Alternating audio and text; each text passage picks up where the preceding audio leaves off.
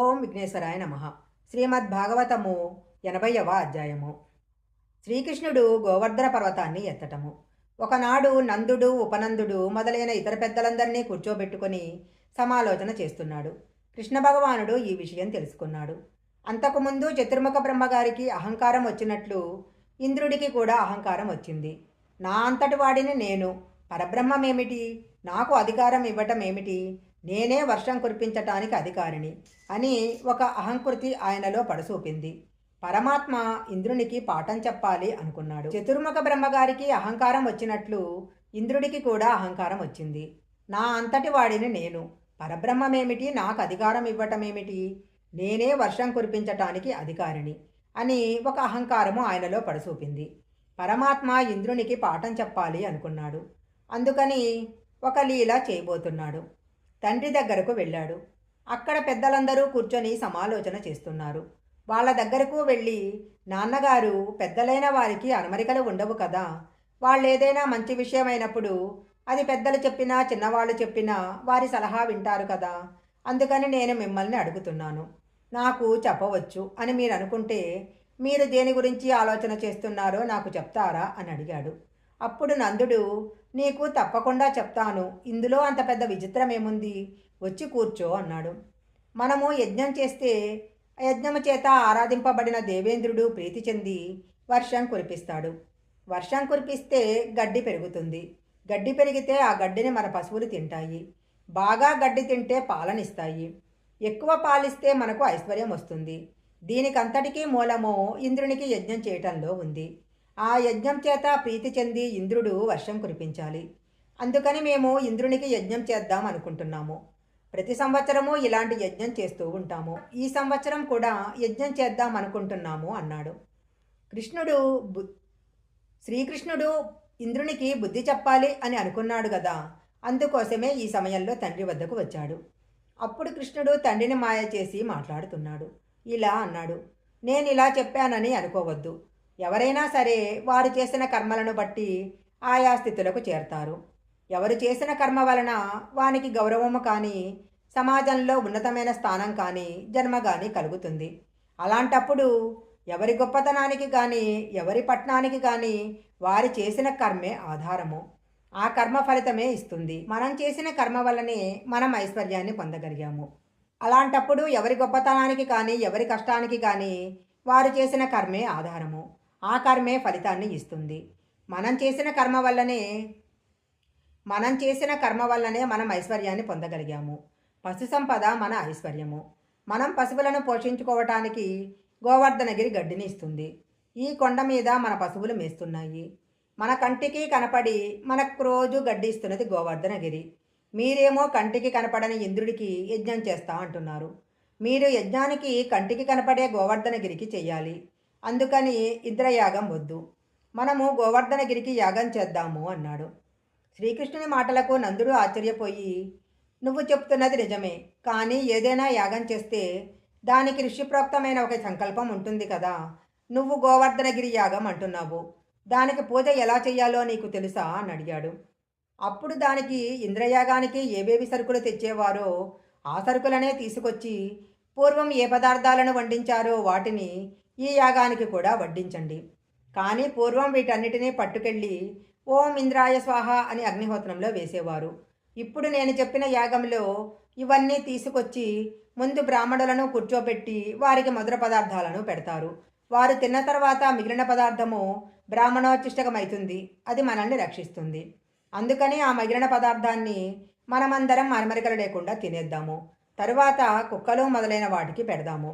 ఆ తర్వాత మన పశువులన్నిటికీ మంచి గడ్డి, జనప కట్టలు ఇవన్నీ పెడతాము. అవి వాటిని తింటాయి. అవి తిన్న తర్వాత వండిన పదార్థాన్ని కొన్ని కడవలతోటి పక్కన పెడతాము. పిల్ల పిచ్చుక, మేక కుక్క, గోపకాంతలు, గోపాలురు ఏవి మీరు నేను అని ఏవి చూసుకోకుండా లేగదూడలతో సహా అందరం గోవర్ధనగిరికి ప్రదక్షిణ చేద్దాము అన్నాడు. అప్పుడు నందాదులు ఇదేదో చాలా బాగుంది, ఇలాగే చేద్దామన్నారు. అనుకున్నట్లే చేసి గిరికి ప్రదక్షిణ చేయటానికి కిందికి వచ్చి గోవర్ధనగిరికి నమస్కారం చేస్తూ ప్రదక్షిణ చేస్తున్నారు. వెనకాల పెద్ద పెద్ద ఆవులు, దూడలు, ఎద్దులు అన్నీ ప్రదక్షిణం చేస్తున్నాయి. కృష్ణుడు గోపాల బాలురిలో ఒకడిగా ప్రదక్షిణం చేస్తున్నాడు. కానీ తానే గోవర్ధనగిరి మీద ఉన్న గోవర్ధనుడిగా కనపడుతున్నాడు. ఈ చప్పుళ్ళు ఈ చప్పుళ్ళు ఇంద్రుడికి వినపడ్డాయి. బృందావనంలో ఏం జరుగుతున్నదని సేవకులను ప్రశ్నించాడు. అప్పుడు భటులు, మీరు కోపం తెచ్చుకోమంటే ఒక మాట చెప్తాము. ప్రతి ఏడాది గోపాలురు వానల పడాలని మీకు పెద్ద యాగం చేస్తూ ఉంటారు. కానీ ఈ ఏడాది నుంచి వాళ్ళు ఈ వ్రతం మార్చేశారు. మీకు చేయటం లేదు. వాళ్ళందరూ గోవర్ధనగిరికి ఈ యాగం చేస్తున్నారు. గోవర్ధనగిరే పశువులు తినటానికి గడ్డి ఇస్తుందట. అందుకని వారు గోవర్ధనగిరికే యాగం చేస్తున్నారు అని చెప్పారు. వారి మాటలు వినేసరికి ఇంద్రునికి చాలా కోపం వచ్చింది. నాకు యాగం చేయవద్దని చెప్పిన వాడెవడు? బాలబాలురు పెరుగు నెయ్యి తాగి వీళ్లకు గర్వం ఎక్కింది. నేను ఒకనాడు పర్వతాలకు ఉండే రెక్కలను నా వజ్రాయుధంతో తెగ నరికాను. అలాంటి వజ్రాయుధాన్ని ఆయుధంగా కలిగిన వాడిని నన్ను పురంధరుడు అని పిలుస్తారు. కృష్ణుడు చెప్పటము వాళ్ళు వినటము. ఆయన ఏమన్నా ఋషా లేక దేవుడా? వీళ్ల సంగతి చెప్తాను చూడండి అని మేఘమండలమునంతటినీ పిలిచి, వీళ్ళు వర్షం కురియటం వలన వచ్చిన ఐశ్వర్య మదంతో నన్ను మర్చిపోయారు.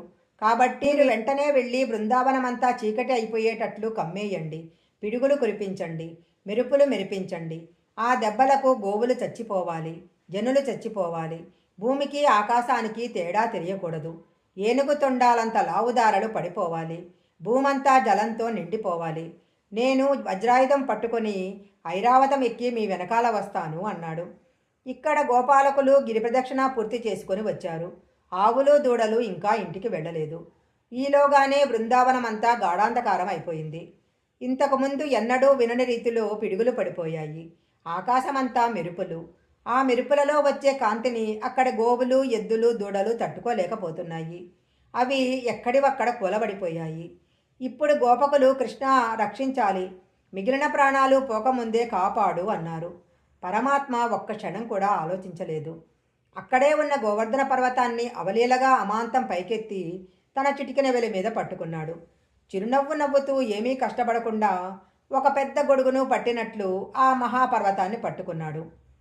ఆవులు, దూడలు, ఎద్దులు, గోపకాంతలు, గోపబాలకులు అందరూ ఆ గోవర్ధనగిరి కిందికి వచ్చేశారు. కృష్ణుడు హాయిగా నవ్వుతూ గోవర్ధనగిరిని ఎత్తి పట్టుకున్నాడు. అందరూ దాని కింద నిలబడ్డారు. ఆయన పట్టుకున్న గోవర్ధనగిరి అనబడే గొడుగుకి సాక్షాత్తు శ్రీమన్నారాయణుని చిటికిన వేలు కర్ర. ఆయన భుజమోపరమే దానికి ఉన్న వంపు తిరిగిన మూపు. దానికి అన్ని వైపుల నుండి జాలువారుతున్న నీటిదారలో ముత్యాలతో కట్టిన అలంకారాలు.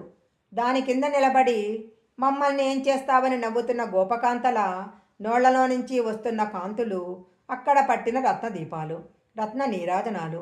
ఆయన వారిని 7 రాత్రులు 7 పగళ్ళు 7 ఏళ్ల వయసులో తన చూపులతో పోషించాడు. కృష్ణుడు గోవర్ధన పర్వతాన్ని పట్టుకొని అలా నిలబడితే కొంతమంది పర్వతం కిందికి రావడానికి భయపడ్డారు. అప్పుడు శ్రీకృష్ణుడు, వీడు చిన్నపిల్లవాడు, పెద్ద గోవర్ధనగిరిని పట్టుకున్నాడు. ఏమో తొందరపడి కిందికి వెళితే పిల్లవాడు కొండను వదిలేస్తే ప్రమాదమని బయట నిలబడ్డారేమో. నన్ను నమ్మండి. ఈ సమస్త బ్రహ్మాండాలు వచ్చి గోవర్ధనగిరి మీద పడిపోయినా ఈ కొండ కదలదు. మీకు నేను రక్ష. ఆ తరువాత ఇంద్రుడు చూశాడు. కృష్ణుడు గోవర్ధనగిరిని ఎత్తి పట్టుకున్నాడు. వర్షము, ఉరుములు, పిడుగులు ఆపించేశాడు. వర్షం ఆగిపోయింది. ఇంద్రుడికి అనుమానం వచ్చింది. ఇంత చిన్న పిల్లవాడేంటి గోవర్ధనగిరి ఎత్తడం ఏంటి? దానిని 7 రాత్రులు 7 పగళ్ళు పట్టుకొని ఉండటం ఏంటి? వీళ్ళందరూ వెళ్ళి దాని కింద చేరడం ఏంటి? ఇది నిజమా, లేకపోతే ఆ పిల్లాడి రూపంలో పరబ్రహ్మ ఉన్నాడా అని అనుమానించాడు. ఇప్పుడు తన పదవి ఎగిరిపోతుంది అని భయపడ్డాడు. గోవర్ధనగిరి దగ్గరకు వచ్చి చూసేసరికి ఒక్కసారిగా మహానుభావుడైన పరమాత్మ దర్శనం ఇచ్చేసరికి ఇంద్రుడు, పొరపాటైపోయింది, అహంకార పడిపోయాను. నా అహంకారం తీసేయటానికి గోవర్ధనోద్ధారము చేశావని గ్రహించలేకపోయాను. నన్ను క్షమించు అన్నాడు.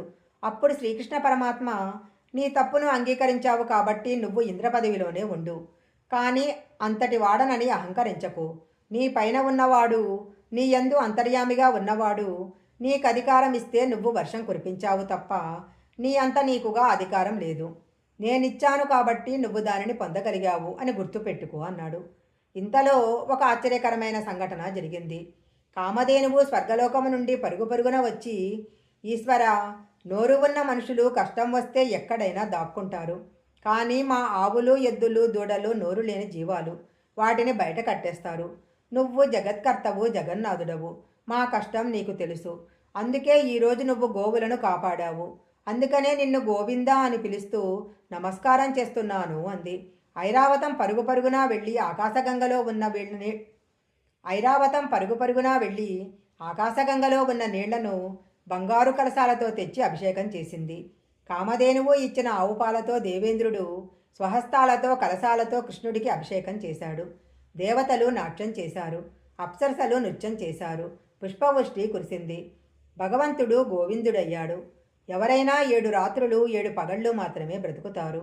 అందుకని బ్రతికి ఉన్నన్నాళ్ళు కష్టం లేకుండా ఉండాలంటే గోవిందనామాన్ని ఆశ్రయించి తీరాలి. ఈ గోవిందనామము ఎంత గొప్పతనం అంటే ఇప్పటికీ వెంకటాచలంలో శేషాద్రి శిఖరం మీద వెలసిన స్వామి గోవిందనామంతో ప్రతిధ్వనించిపోతూ పద్మావతీదేవిని వక్షస్థలంలో పెట్టుకొని కారుణ్యమూర్తి అయి పద్మపీఠం మీద నిలబడి మనకు దర్శనమిస్తున్నాడు. కామధేనువు ఇచ్చిన ఆవు పాలతో దేవేంద్రుడు స్వహస్తాలతో కలశాలతో కృష్ణుడికి అభిషేకం చేశాడు. దేవతలు నాట్యం చేశారు. అప్సరసలు నృత్యం చేశారు. పుష్పవృష్టి కురిసింది. భగవానుడు గోవిందుడయ్యాడు. ఎవరైనా 7 రాత్రులు 7 పగళ్ళు మాత్రమే బ్రతుకుతారు. అందుకని బ్రతికి ఉన్నన్నాళ్ళు కష్టం లేకుండా ఉండాలంటే గోవిందనామాన్ని ఆశ్రయించి తీరాలి. ఈ గోవిందనామము ఎంత గొప్పదనము వహించినదంటే ఇప్పటికీ వెంకటాచలంలో శేషాద్రి శిఖరం మీద వెలసిన స్వామి గోవిందనామంతో ప్రతిధ్వనించిపోతూ పద్మావతీదేవిని వక్షస్థలంలో పెట్టుకొని కారుణ్యమూర్తి అయి పద్మపీఠం మీద నిలబడి మనకు దర్శనమిస్తూ ఉంటాడు. శ్రీమద్భాగవతము 80వ అధ్యాయం సంపూర్ణం.